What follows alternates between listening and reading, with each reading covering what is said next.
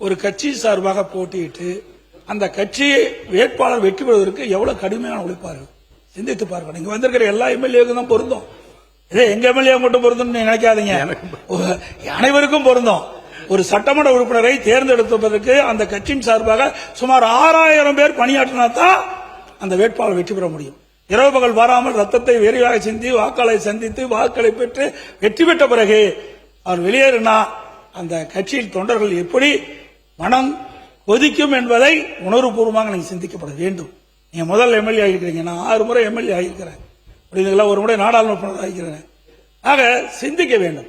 அந்த அடிப்படையில் நான் ஒரு கட்சியுடைய பொதுச்செயலாளர் என்ற அடிப்படையில் எங்களுடைய கட்சியின் சார்பாக அறிவிக்கப்பட்டு தலைமை அறிவிக்கப்பட்ட அந்த அறிவிப்புக்கு இணங்க அனைத்து இந்திய அண்ணா திராவிட முன்னேற்ற கழக கட்சி நிர்வாகிகள், எங்களுடைய கூட்டணி அங்க வைக்கின்ற கட்சியுடைய நிர்வாகிகள், தொண்டர்கள் அத்தனை பேரும் உழைத்து தான் இவ்வளவு பேர் வெற்றி பெற்றிருக்காங்க. அதனாலதான் அந்த கருத்தை சொல்ல வேண்டிய நிலைக்கு நான் தள்ளப்பட்டேன் என்பதையும் தங்களுடைய கவனத்துக்கு கொண்டு வரேன். அதோட தாங்களுடைய சொன்ன கருத்து உண்மையிலேயே உண்மையை காயப்படுத்தி இருக்குது. 2 பேரும் ஒன்னா சேரல இல்ல, நீங்க இருந்த காலத்திலயும் ஒன்னா சேரல, நாங்க இருக்கிற காலத்திலயும் ஒன்னா சேரல என்பதையும் ஒரு விளக்கம் மட்டும் நான் சொல்லிடுறேன். குதிரை பேரம் என்று உங்கள் தரப்பில் சொல்லப்பட்டவுடன் குதிரையும் அல்ல குதிரையும் அல்ல கழுதையும் என்று சொல்லி முடித்த பிறகு அவர் அதை ஒட்டி பேசியதால் இந்த கருத்தில் 2 பேரும் உடன்படி என்ற அர்த்தத்தில் தான் நான் சொன்னேனே தவிர நீங்க அது வேறு அர்த்தத்தில் நீங்க அர்த்தப்படுத்திக் கொள்ளக்கூடாது. அடுத்து நீங்க போய் முடிங்க, நீங்க முடிங்க. முக்கூர் சுப்ரமணியன் நீங்க உட்காருங்க. உங்க தலைவர் பேசும்போது நீங்க குறுக்க பேசாதீங்க, உட்காருங்க. பேரவைத் தலைவர் உட்காருங்க.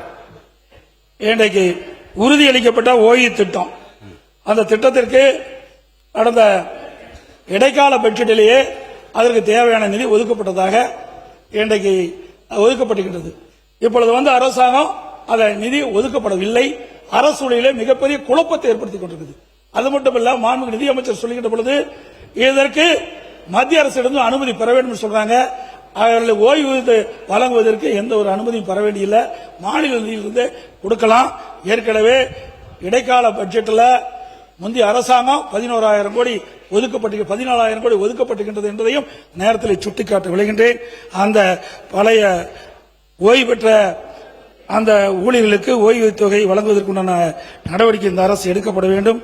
ஏற்றலும் ஈட்டலும் காத்தலும் காத்த வகுத்தலும் வல்ல அரசு என்ற அரசின் நிதி மேலாண்மை குறித்து ஐயன் திருவள்ளுவர் தெளிவுபட கூறியுள்ளார்.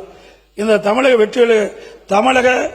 வெற்றி கழக கூட்டணி அரசு அமைத்துள்ள நிதிநிலை அறிக்கையில் ஏற்றம் இல்லை, வகுத்தலும் இல்லை, காத்தலும் இல்லை, மாற்றம் வரும் என்று நம்பி வாக்களித்த மக்களுக்கு இந்த அரசு நிதிநிலை அறிக்கை என்ற பெயரில் போகாத ஊருக்கு வழிகாட்டி விட்டதே என்ற வருத்தத்திலும் ஏமாற்றத்திலும் உள்ளர் என்ற உண்மையை கூறி அமைகின்றேன்.